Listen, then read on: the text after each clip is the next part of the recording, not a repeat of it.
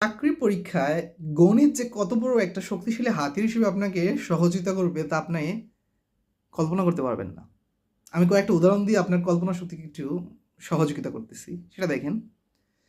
আমি ১৯ সাল ভিত্তিক সিনিয়র অফিসার এর একটা প্রিলিতে গিয়ে দেখি যে প্রশ্ন খুবই ভয়াবহ কঠিন। ওখানে কাটমার্ক ছিল কত জানেন? ৩৭ বা ৩৮ কাটমার্ক ছিল ১০০ র মধ্যে, ৮০ র মধ্যে না ১০০ র মধ্যে। তখন ১০০ টা প্রশ্ন আসতো।